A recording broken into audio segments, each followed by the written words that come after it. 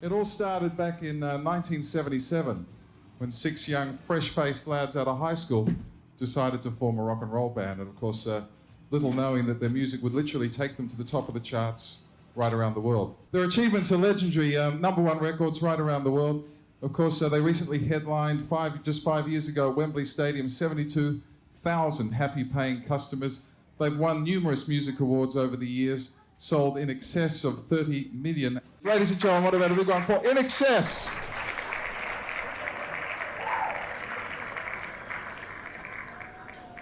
Wow. Yeah, I've been doing sort of similar thing, writing, working with a guy called Vincent Stone, done some music for a couple of short movies as well, and working with a sort of dance outfit called Eargasm. Michael, we've got a rough idea of what you've been up to too, mate. Skip. making babies. Gary, tell us. Halfway through making babies. Finish my. Sorry to interrupt you. gotta get home. Finished my studio. Been working with a lot of unsigned young bands and solo acts, just playing and producing. Did Richard Clapton album at my place. Basically, just trying to give young bands a go. Johnny? I've just been writing songs and sort of doing secret research on potential soundtrack scores and stuff, but not as exciting as everybody else. But A bit slow, eh? yeah, catch up. It's baby making especially. And Andrew, welcome back. Give us an overview of the past 3 years, mate. Well, I've spent the last couple of years working mainly in London, and funnily enough, I recorded 2 tracks with Yachty Indy at Abbey Road Studios, in the old Beatles studio. The recording room #2 there. And we did 2 tracks, Super Highway, A Matter of Choice, and I've produced a British band called Gun, finished an album for them. And basically written songs with Olivia Newton-John, Keith Urban, quite a few different people actually, Teddy Richards, Aretha Franklin's son, and a few other people. And me, mate. And I was about to say, happily work with my old friend Michael. Well, I must admit, it is fantastic to see the 6 of you there. Ladies and gentlemen from the press, some questions. Nick Bennett from Red Television. Guys, you've worked with Bruce Fairbairn, who's done all sorts of things, Cranberries, and just let me check Van Halen. So does the album sound more like the Van Halen mold or No. the Cranberries? No, because I know, good question. Basically, the way we put this album together is we started off, Andrew and I, spending a lot of time writing songs, and everybody actually writing songs and stuff, but we spent a lot more time on writing them and demoing them and getting them the way we wanted to sound. And then we wanted somebody that knew how to pull 6 guys into a studio and get them sounding great quickly, you know, so it sounded fresh. And Bruce is really, really good at that. So we made the album literally in 3 weeks. So that's why we use Bruce. He's real straightforward, like put that coffee down, get in here, you know. So One of the quickest albums you've made, you think? it's one of the quickest albums ever made. So it's great. It's great working with him. I mean, and the styling, as usual, sort of comes from the band, but more so on this record, I think. Kick was one of your biggest albums. Do you want to try and drag that kind of success into the year 2000? Is that what you're aiming for now? Sure. Okay. I mean, you know, Kick was when we made Kick, from memory, I think we had I think it was a general feeling of the band of making an album that would be, I guess, very acceptable, you know, very pop, and it was kind of power pop, I guess. I mean, that's what we had in our mind at the time. It's the kind of record we made. I mean, our favorite record may not be Kick. There may be millions of others, but you know, our favorite records. And you know, records do well because of all kinds of reasons. It's a very complex question to answer, you know. And at the moment, we made a record that we've got a lot of conviction about. Michael, you've talked a lot of bullshit in the press. Is that reflected much on this album? There's no bullshit on the album. Yeah. Yeah, I guess there's stuff in there, you know. I mean, you learn a lot, and I feel a lot, and you know, if you've got any sensitivity or soul, it's gonna reflect on what you're doing in your music. And I hope. Angela Bishop. What's it like getting together and rehearsing together after all this time? It's been wonderful. Been really, really exciting. Yeah. Actually, we're all expecting it to be a lot harder than it was. It just seems like, I guess because we've grown up together and learned almost to play our instruments together, it's such a natural thing, you know, it just seems to happen. So it's great. I'm very excited. The question was, how do we get our songs together? Andrew, do you want to take that one away, baby? I would say the process is a fairly organic one at the best of times, wouldn't you say? I'd say it's a fairly... Actually, this time we started from scratch, didn't we? We used to do a lot of sort of, you'd write lyrics and I'd write lyrics, you'd write lyrics, I'd write, you know, and we'd sort of try and match them. And this time we just sort of walked into a room with nothing.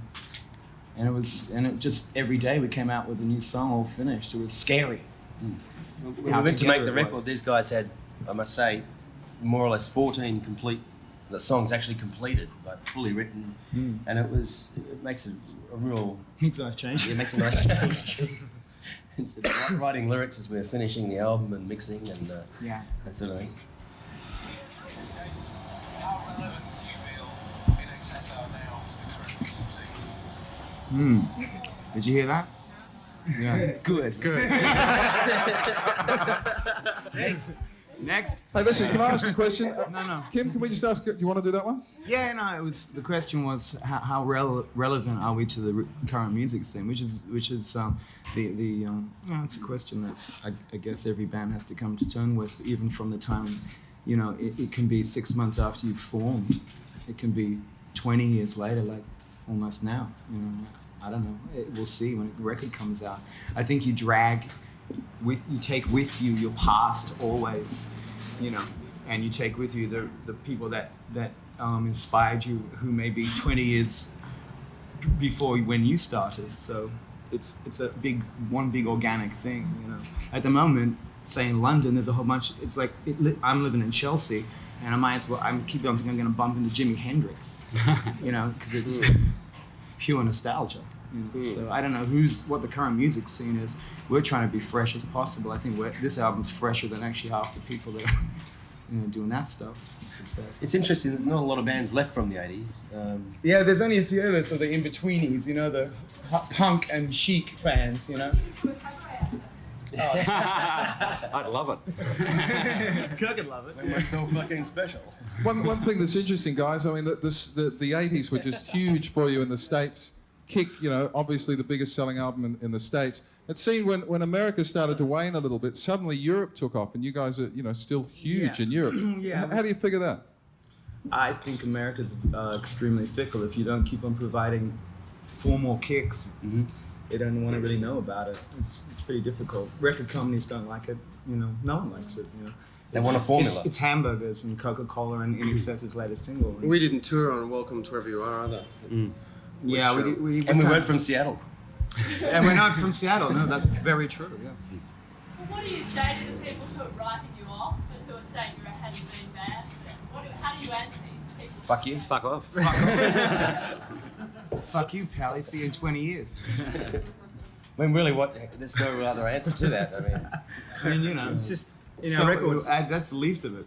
You know. Yeah, really. You know, we all have our wilderness That was the years in edited music, version. and it doesn't matter what band you can take anybody, a bunch of people, and put them up here, and we all have our wilderness years, whether it's drugs, alcohol, lack of fame, whatever. But if you go down the corner and find any band that's like, you know, some indie band, those guys have the biggest egos in the world and are very, very clear of their territory, even if it is Surrey Hills, and they're the biggest pop stars in the world, man. I'm telling you, bigger egos than I got. Amongst your achievements, 30 million albums, all that stuff, how hard is it? I mean, probably your greatest achievement has been, or one of your greatest, has been staying together. There's not too many bands who stick together this long. How much has that been tested over the years? Well, there's been moments. You know, basically though, I don't think it's a big problem. basically there was a point where we were just so busy that we didn't have time to even think about whether we were together or not. You know, it was just literally your life was an itinerary, But you know, I guess what we really wanted to achieve in the last few years is to get our lives back somewhat, and then see if we could still be the same 6 guys together as a band. Yeah, With lives as well. We've It always seems to enjoyed work. playing together. We really enjoy making music. We're really happy with our albums, and I think we'll be the first ones to say let's call it a day if we don't feel we're making albums that we're happy with. It's true. I mean, you know, you get into a room and you find out if you can make music. We don't want to be doing cabaret. When we all got together to rehearse for this album in London, you know, we hadn't seen each other for just about 2 years as 6 guys, and without sounding corny, it was a really great. Once we got over the male bonding, it was a really great experience. It's a recovery. Took a few weeks for that. We've not split. It's just that, you know, we for once actually took control of our lives and said, hey, let's get off this ridiculous roundabout here for a while and do it the way we want to do it. And that's exactly what we're doing at the moment. Yeah, Do you have a time limit for that time that you needed for yourself? No, not really. No. It occurs, you know, it just happens, and suddenly you call someone up. Andy calls me up and says, hey, what are you doing this weekend? Let's get together. You know, now it's a really fresh start for us in a way. With Yeah, a new we record feel- company around the world, new management, and in many ways, you know, starting a new album. It feels like, you know, almost we're beginning again. So what brought you back to do this now? What was the impetus to get you all back? Great songs. The love of doing it. Yeah, and we were ready to. I mean, as well. Andrew and I got together and we didn't know what was going to happen, and you never do, you know. Is that a weird feeling, knowing that you can inspire someone who's in such a different pursuit to yourself? No, it goes both ways. Yeah, Yeah, it's a nice True, feeling. it does really. go both ways. You know, we're inspired. You inspire us, and Yeah. hopefully we inspire you. Are you saying you like the press now? Love the press. Are you saying you like Well, us did now? we ever say we did? Did we ever say we didn't? Yeah, but that's That was different. English press. That's that's outrageous invasion of privacy, and I'm an Aussie bloke underneath all this, and I just couldn't take it any longer, you know. And I'm not really, I hate violence and stuff, but you know, blah blah. You know, it's expensive to punch photographers. I found out. I'm on a 12-month bond for GBH, so there'll be no punching for the moment. Got in the way, Mike? Do you think it's sort of clouded what INXS is all about, and that is music? I think the press is, and all this raucous in London, has it got in the way of what you're about? Totally. I mean, you know, it's horrifying. You lose control of the perception of oneself. You become a card. You don't become. In fact, what happens is you're no longer a human being. That's the weird. I don't know.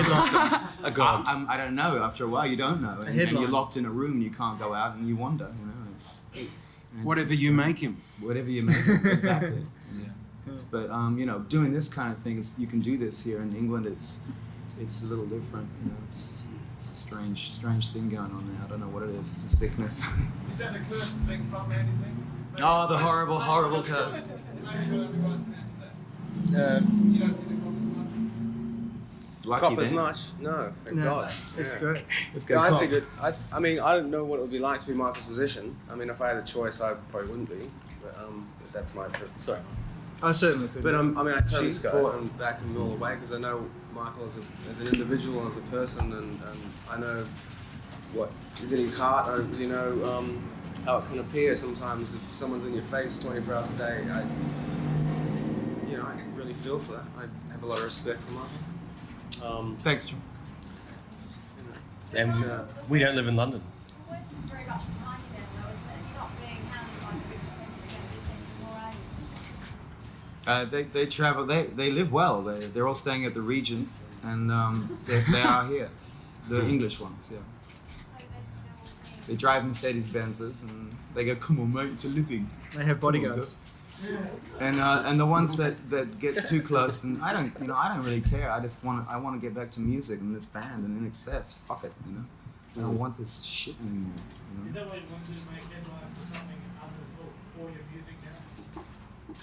I'm sorry. You want to make headlines for your music? Yeah. Of course we do. Yeah. That's what it's all about. That's what the hell I'm doing here. You know, the problem is you spend 20 years working your guts out for what you believe in. Some jerk comes along from Burnage and makes 20,000 quid off you a weekend, exploiting that.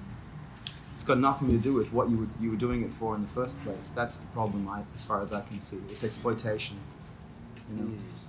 I mean, I'm glad you're all here. We love you, but you know, you are. You know, it's a mutual consent here. You know, we're talking about music. Let's get back to it.